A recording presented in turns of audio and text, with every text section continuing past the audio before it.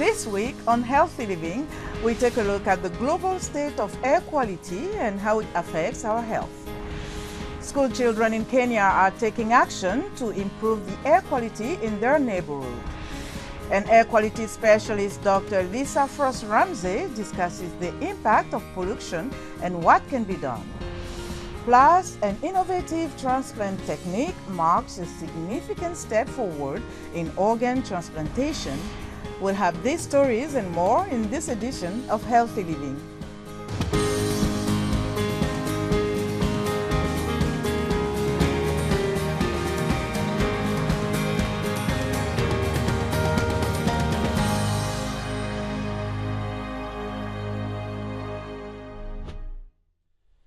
Hello, and thank you for joining us for another edition of Healthy Living. I'm Linor Mudu.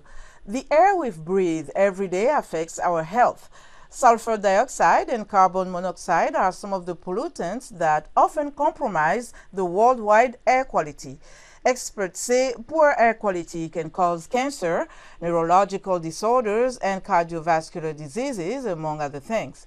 According to the World Health Organization, pollution kills about 7 million people a year worldwide. The 2023 World Air Quality Report by IQ Air reveals that only 7 out of 134 reporting countries met safe air pollution levels in 2023, including Iceland, Mauritius, and New Zealand.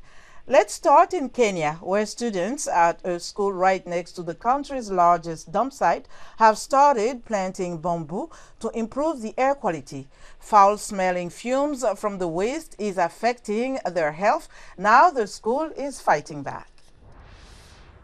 Armed with gardening hoes and bamboo seedlings, students gather at their school tree planting site.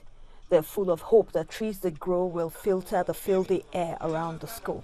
More than 100 bamboo trees dot the mini forest created around the Dandura Secondary School, located east of Kenya's capital, Nairobi, next to the country's largest dump site. Some of the challenges that really affect us is the smell coming out from the dump site, the smoke. Burning of those elements in there really produces smokes that also triggers asthma. Asthma is a disease that it's commonly known in Dandura Secondary School. Acrid smoke billows from the burning of refuse every morning, floating its way over to the neighboring school.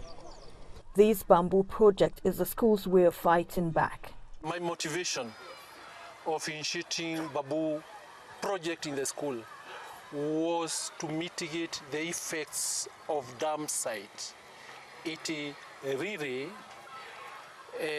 pollute the air that we breathe, and with that I know it is going to reduce the cases of respiratory infections amongst the people in the Dandura community.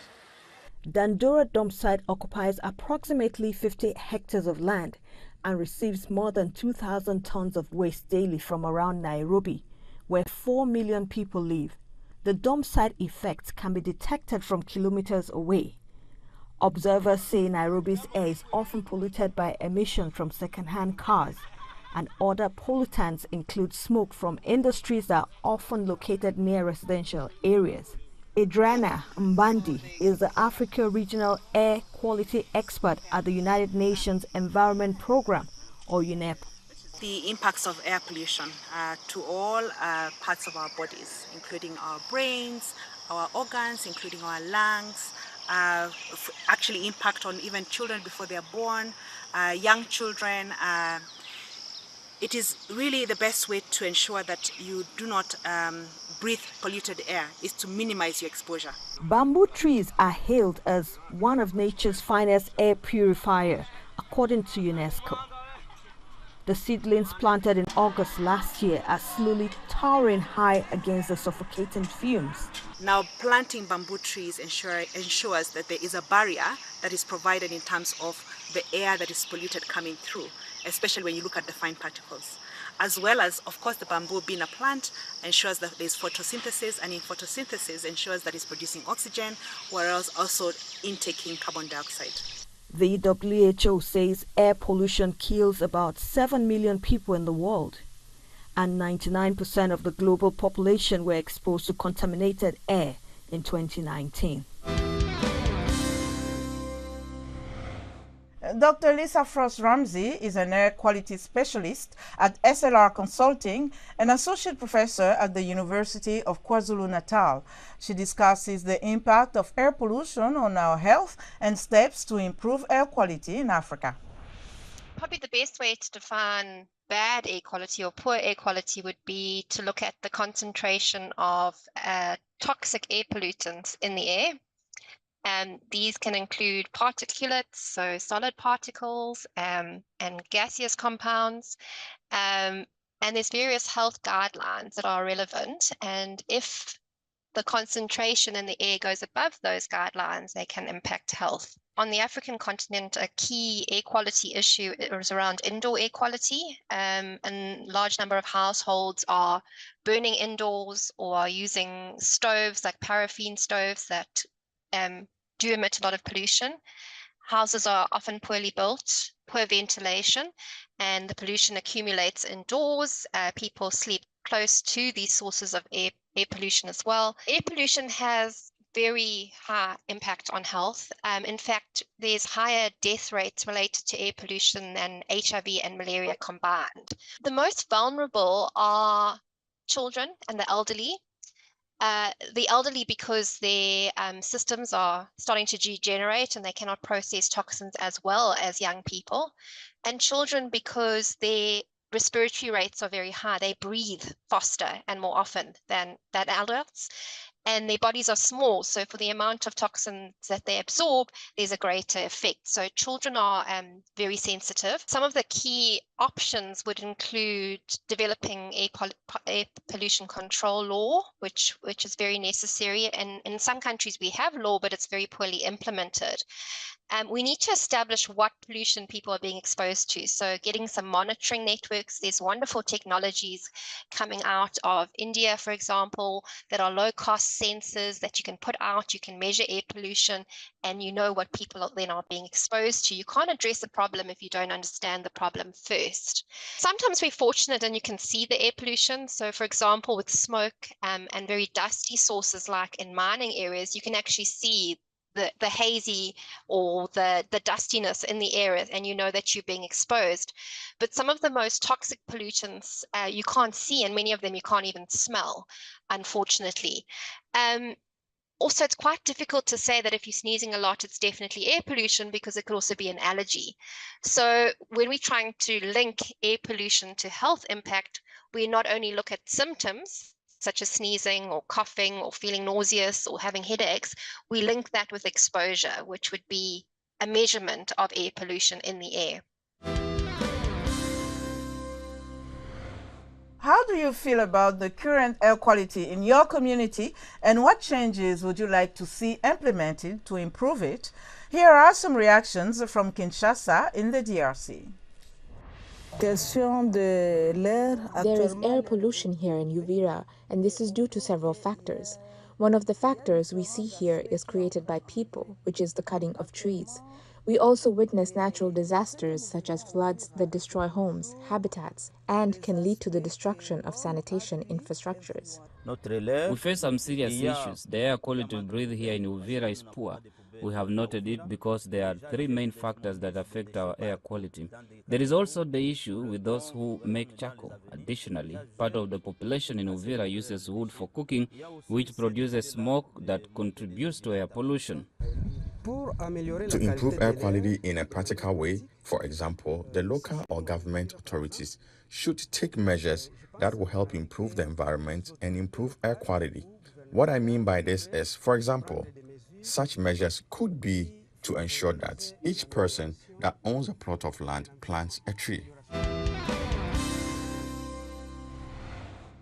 A French island in the Indian Ocean, Mayotte, is battling a cholera outbreak, and it's stretching its care capabilities to the limit.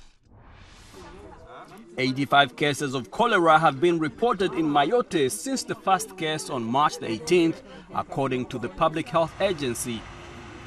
Most cases have been detected in the commune of Kungu, in an underprivileged neighborhood with difficulties accessing potable water and sanitation issues, reports Santé Publique France. Today, the situation is a few cases in Msangamogi.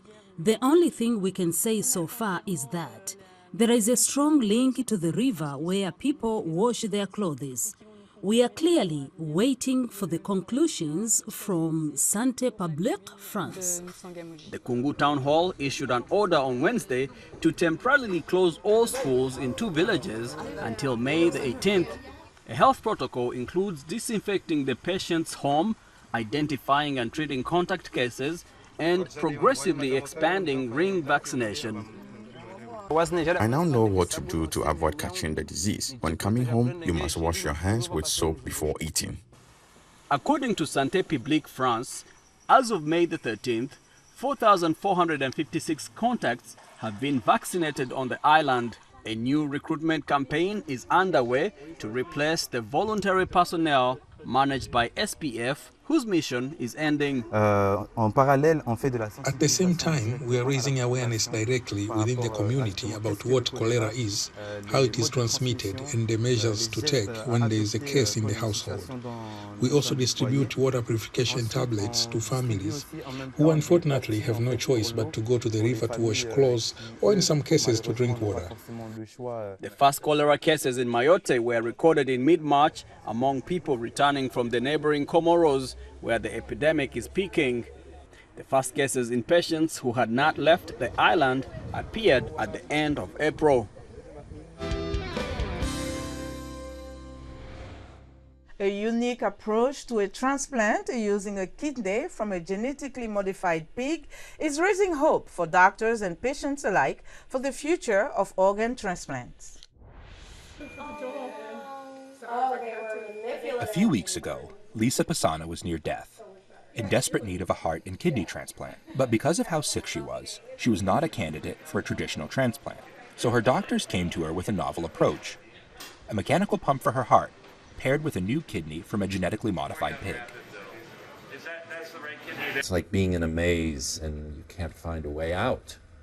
And we found a way through that maze, which was to use an organ that we could immediately get from a pig to get her off dialysis and then make her a candidate for a heart pump in a timely fashion where she could survive it.